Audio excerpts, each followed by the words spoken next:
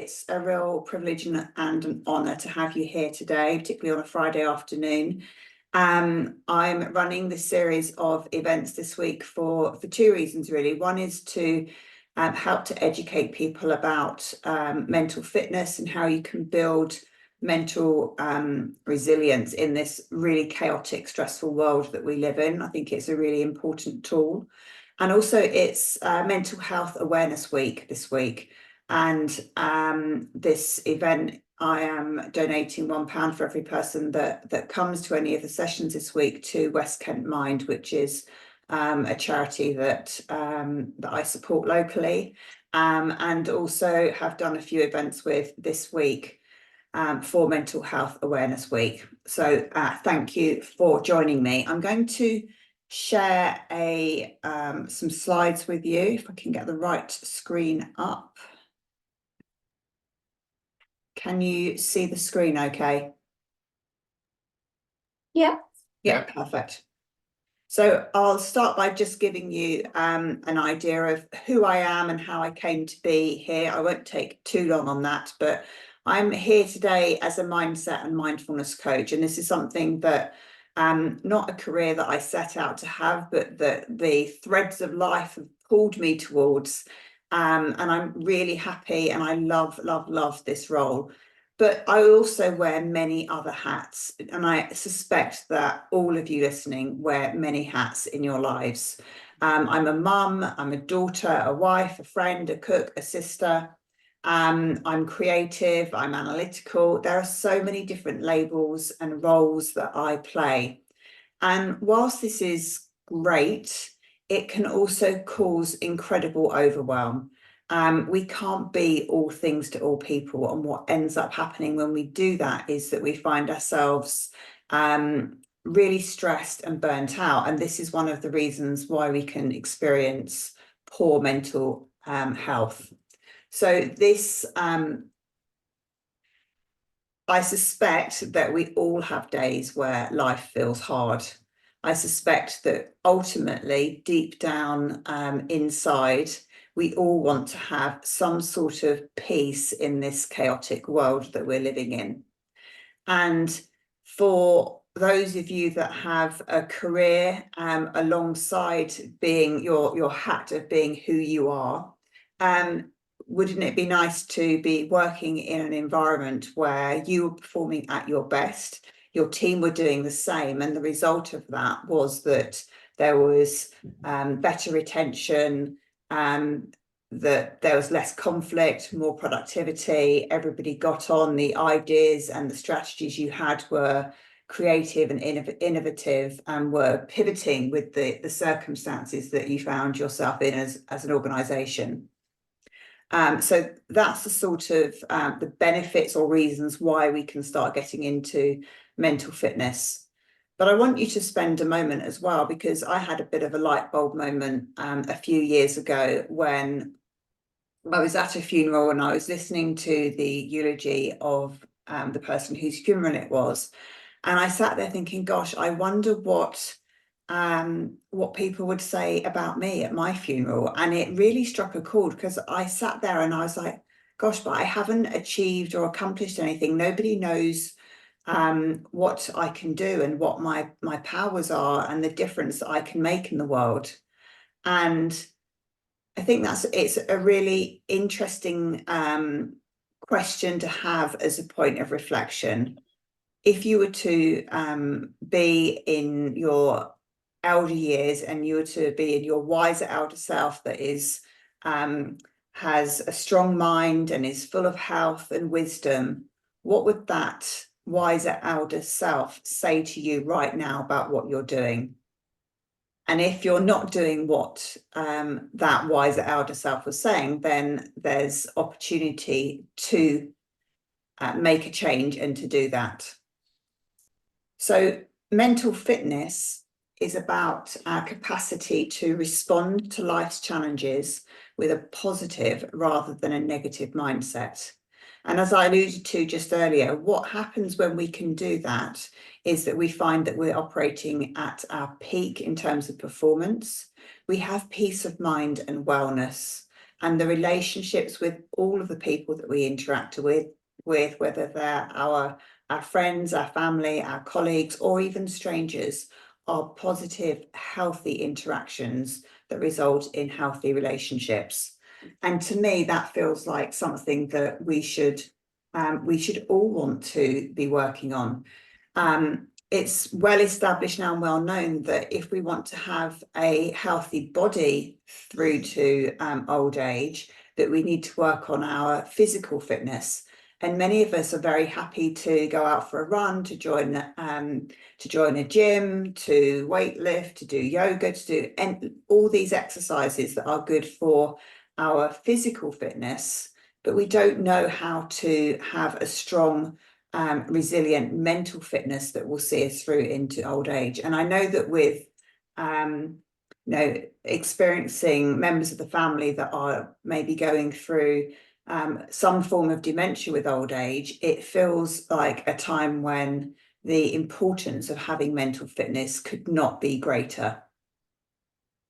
And just as when we stop going to the gym, our actual muscles start to atrophy, if we don't keep up a mental fitness practice through our lives, our mental resilience and mental fitness will also atrophy.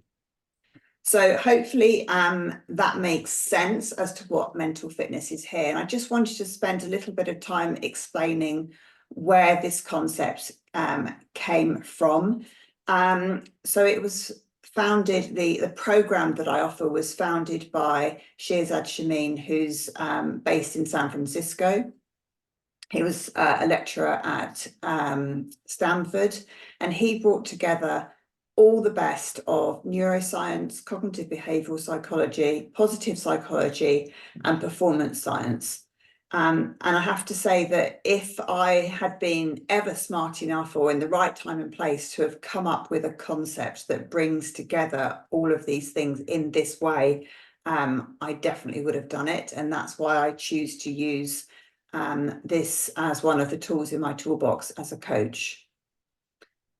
The research that he did included hundreds of CEOs and their executive teams.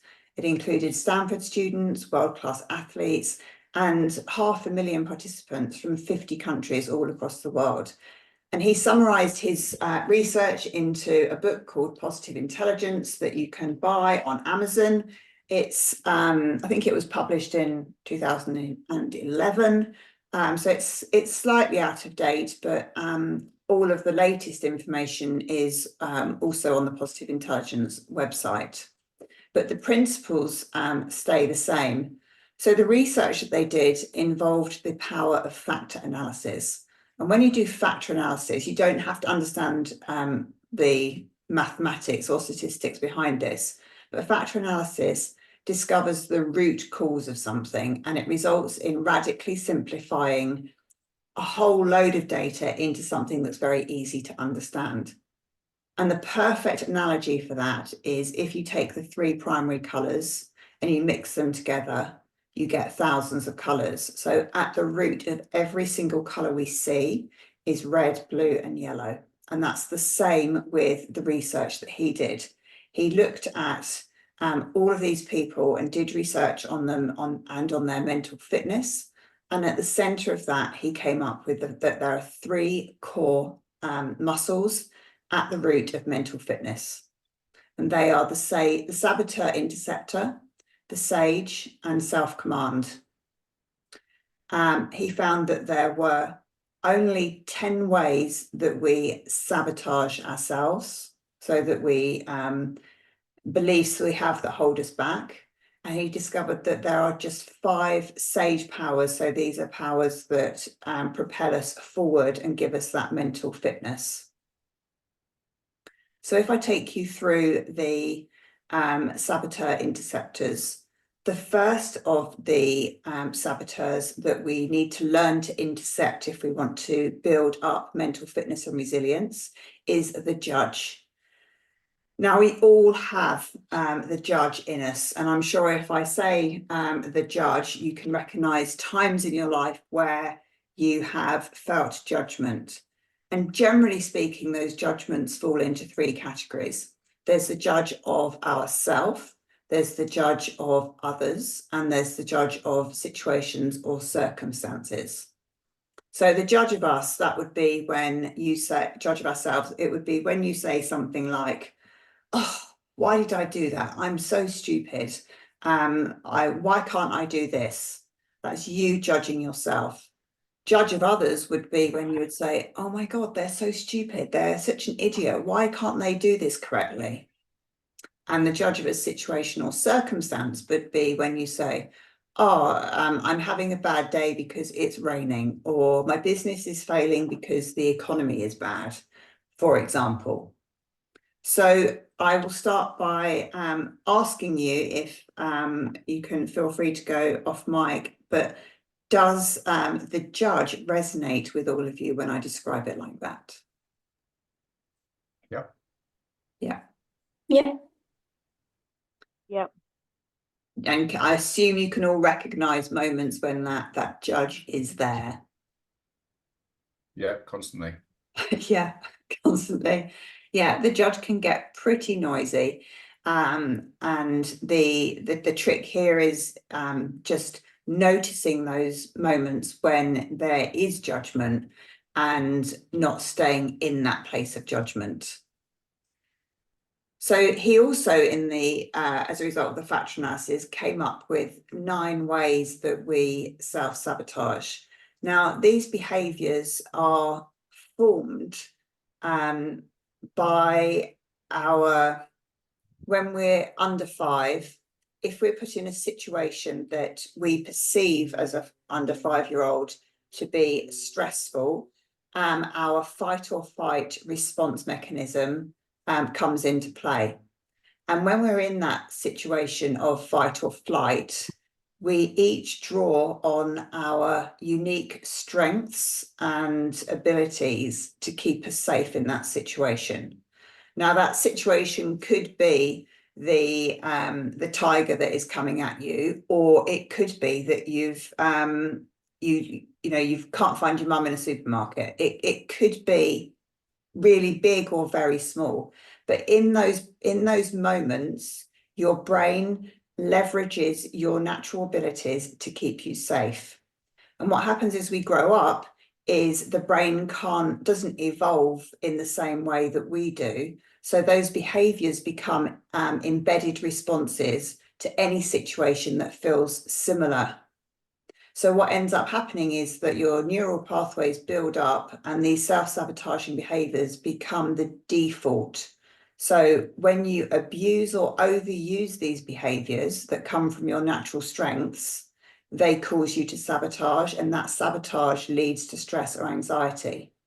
But when we're in sage, we leverage all of those natural qualities for the assets and the skills they are, and we put them to their best use, and we can then face challenges with ease and flow. So those saboteurs are called things like controller, pleaser, victim, avoider, stickler, restless. They're all pretty easy to understand as names. And there's a really good quiz that I will share the link to, and some of you may already have done it before you came to this session. And when you do it, you'll get some results that look a bit like this. It will have values in there for each of the controllers. And you can see here in this example that James, his top saboteur is a controller. And then in second, third, and fourth place, he has avoider, hypervigilant, and pleaser. So those are the, if he finds himself in a situation that is difficult or challenging, his default behavior will be to control the situation, to avoid, to do anything that will keep himself safe and to keep everybody else happy. So does that make sense? Does that resonate with anybody? And did anybody do the quiz and have any reflections on what they might have found in that? Oh, I haven't done the quiz, but I can definitely, resonate. Yeah. Perfect. Yeah, thanks, Lydia. Are you happy to share one that you think might resonate most with you? People pleaser, Yeah. or Probably a little bit of stickler Yeah, and maybe avoider. yeah, Yeah. yeah. I definitely, stickler was one of my highest, along with hyperachiever and restless. So that would have me in a situation where I would be overworking for an outcome, a perfect outcome, and never stopping until I got there. And you can see how when those three sort of behaviors all come together, there's no good that's ever going to come out of that, apart from burning out or being massively stress exhausted. So yeah, thanks for sharing that, Lydia. Really appreciate it. So my question to you all is, do you think that negative emotions are good for you? Does anyone have any thoughts on that?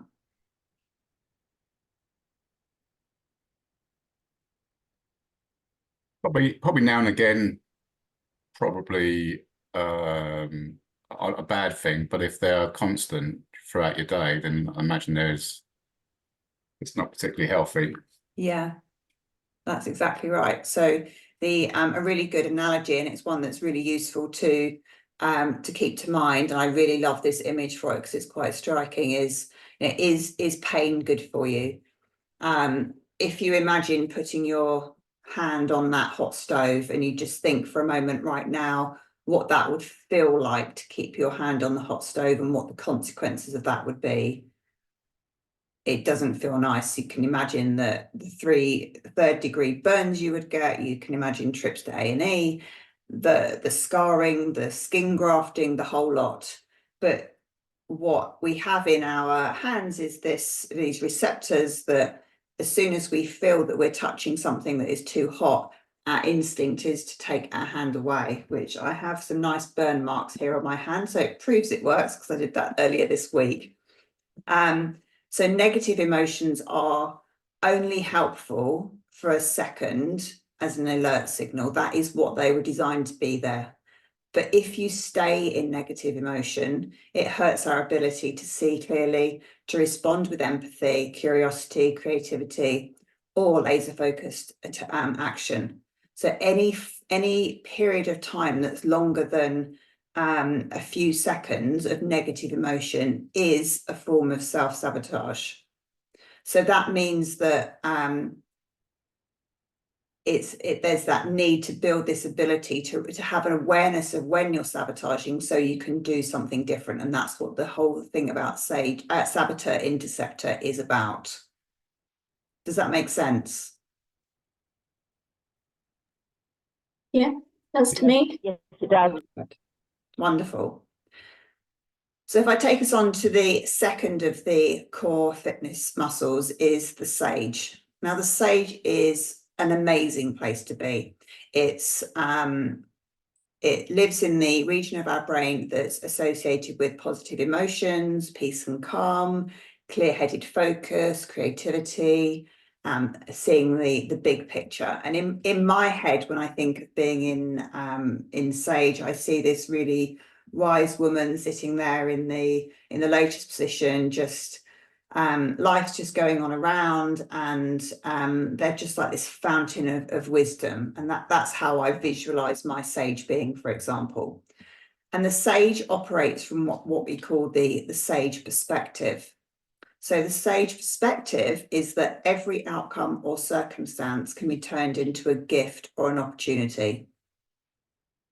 So every outcome or circumstance can be turned into a gift or an opportunity. When you hear that as a sentence, what comes up for you?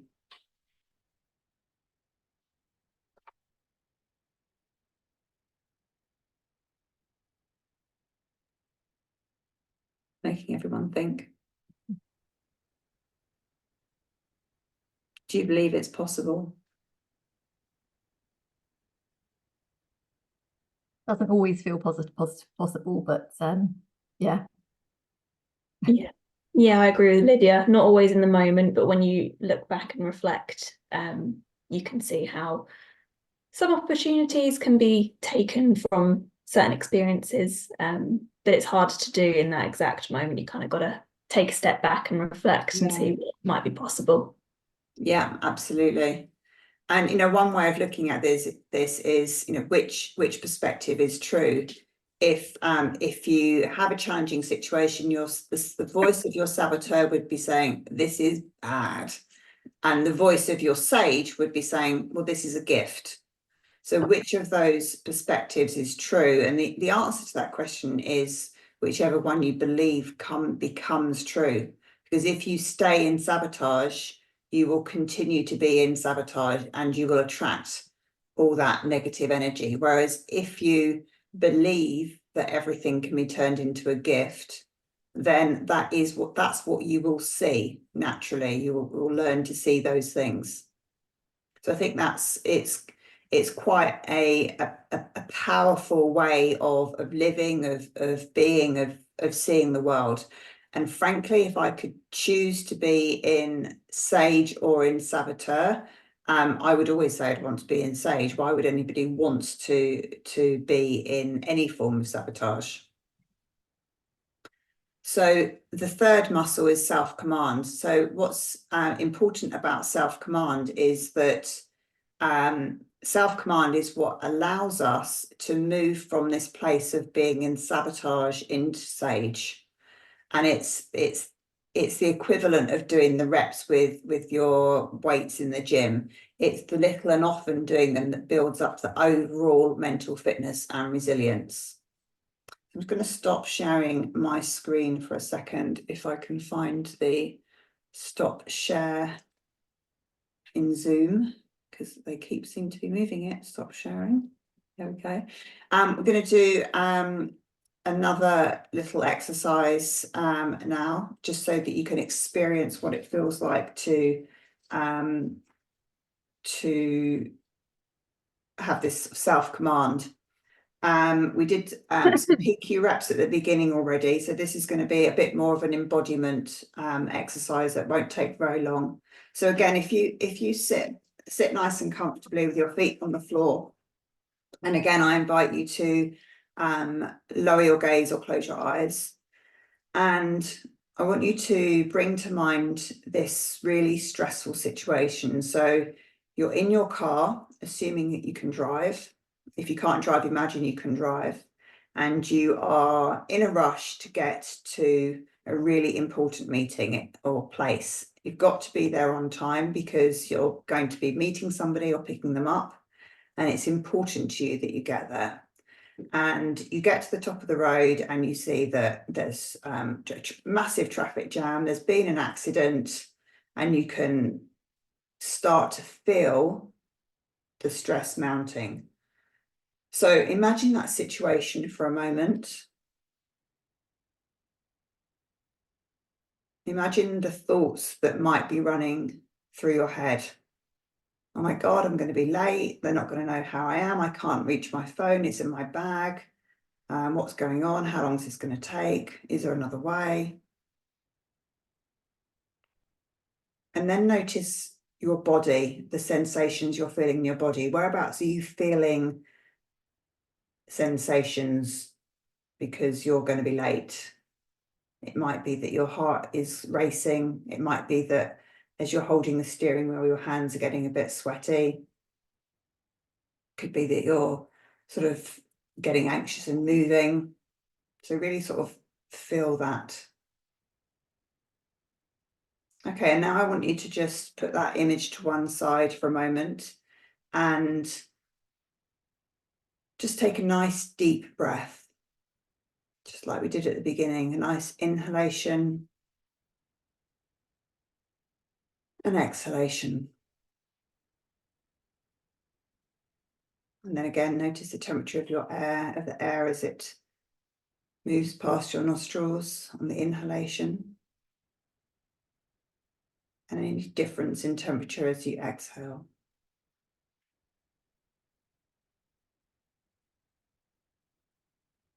Listen to the sound that is furthest away from you.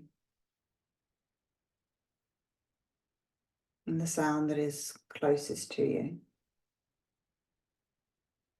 And then bring your hands together and run the fingertips of one hand down the palm of the other hand, really slowly, feeling the temperature, the texture, any sensations. And then keeping your eyes closed, you're back in the car. You see there's been an accident. And you take a deep breath, and you know that the person that you're meeting will still be there if you're a few minutes late.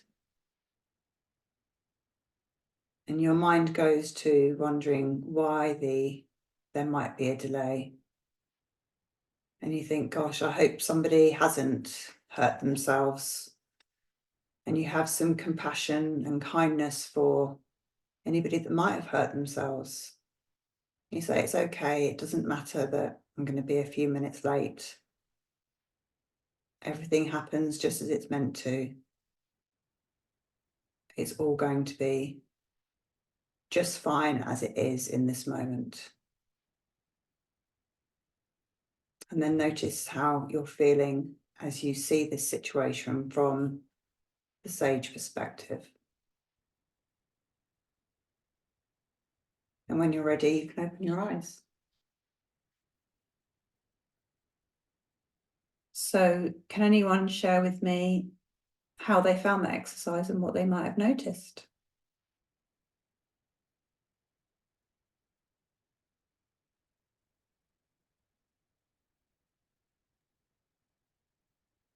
Made me reflect on what's important.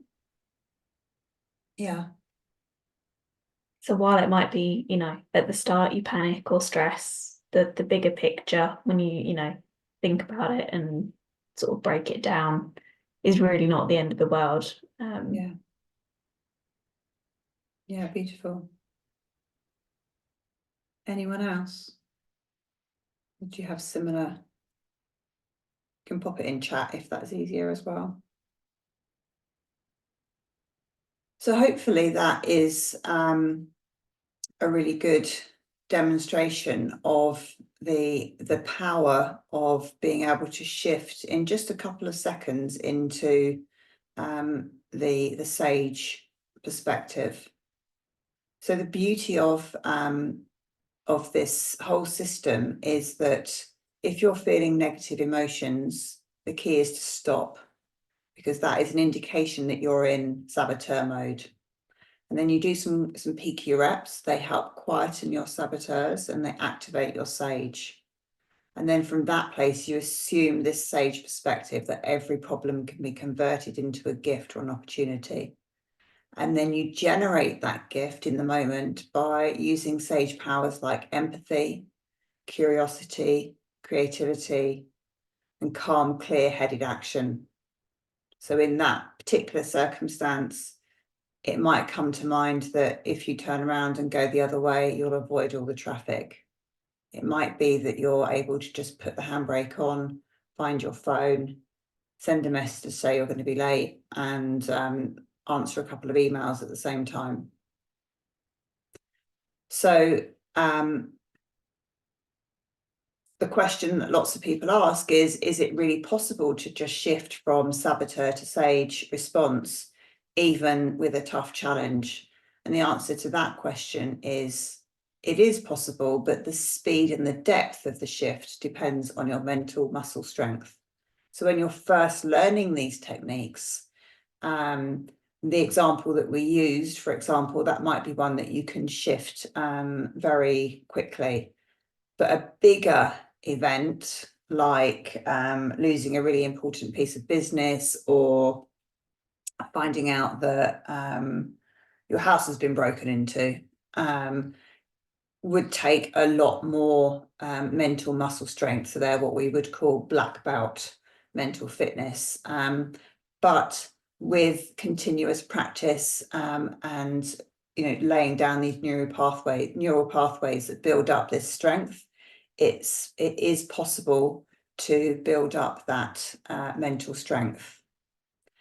And the beauty of this program is that because just like, for example, as you are watching this presentation now, this is giving you insight into how you do it, but you've actually got to do it and build up the mental muscle for it to actually work. So conceptually, it's easy to understand what I'm talking about, but until you embody it and put it into practice in everyday life, and you wait for all these experiences to come along, it's that makes a difference.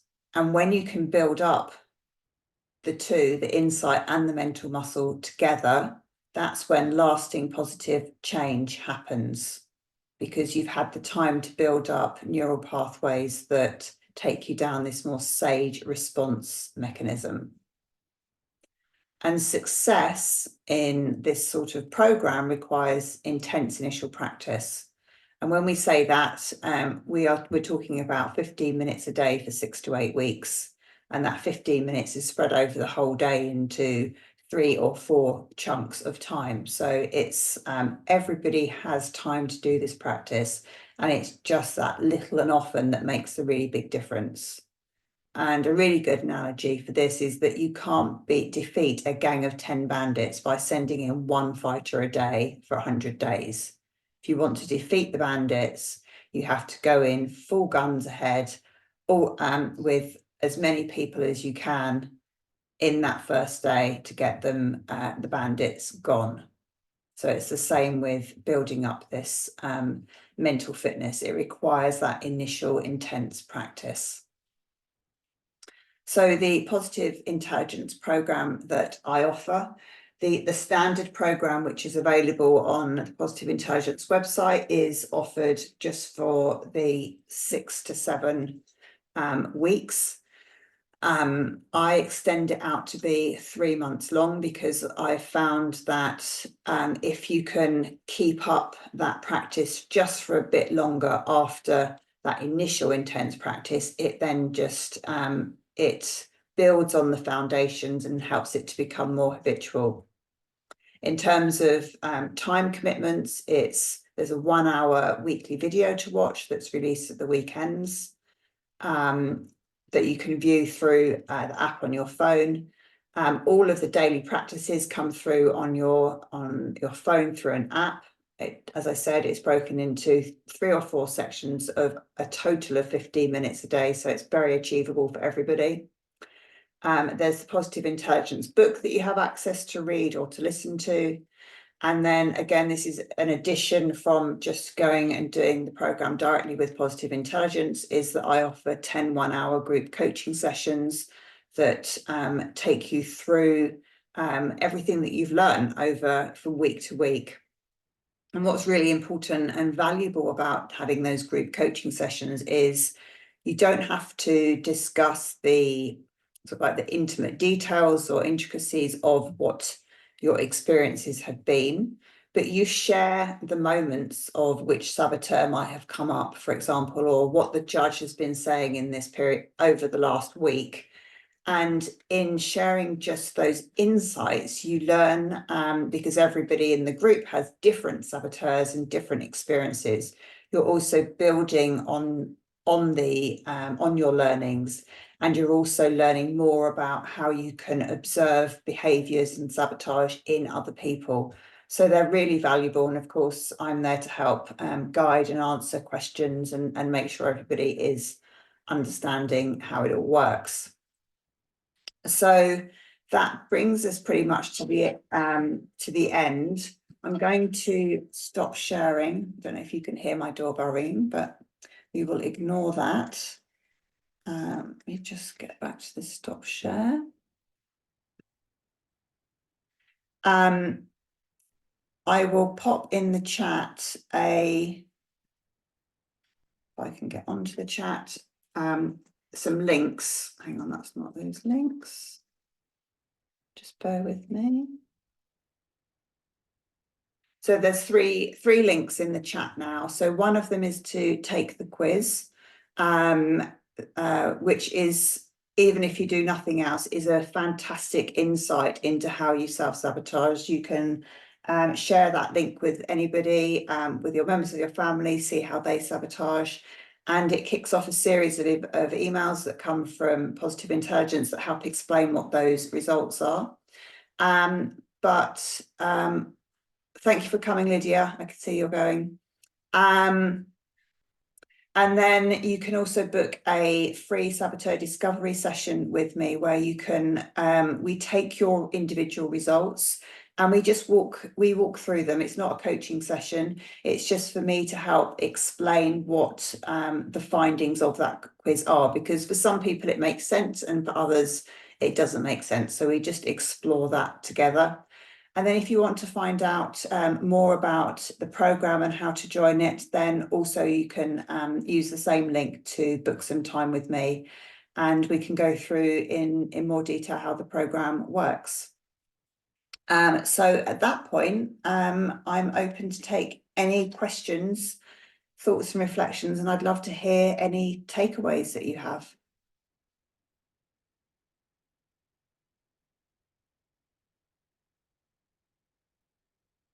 Feel free to come on screen if you want to. Elle, thanks for joining. Ellie's got poor internet connections, that's why her camera's off.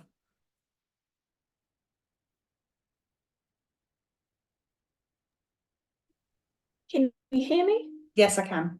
Sorry, I ducked out again. The internet is not on my side. I was just going to say, yeah, thank you, Claire, for that session. I've obviously taken away. It's interesting to learn more about the judge and what that is. You know, when you first say that, you think, what's that? But it's really to hear it in sort of real life and the situations that you might be thinking that was really sort of insightful. And I loved the techniques that you use to kind of, you know, ground yourself, bring yourself back into what's really important. So those are my key takeaways. Yeah, fab, thank you.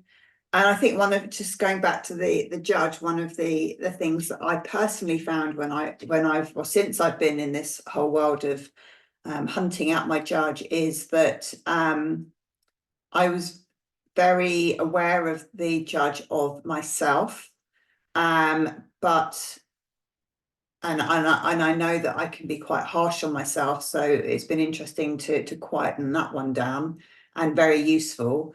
But I was not aware of how much I was judging others, because I thought that those judgments were not judgments. I think I believed that they were other things. So I think I believed they were observations, and actually they were judgments, and that was quite a slap in the face when I realized that. And actually underneath every judgment you make of yourself or of others is a belief that you hold about yourself, a belief of how worthy you are, for example.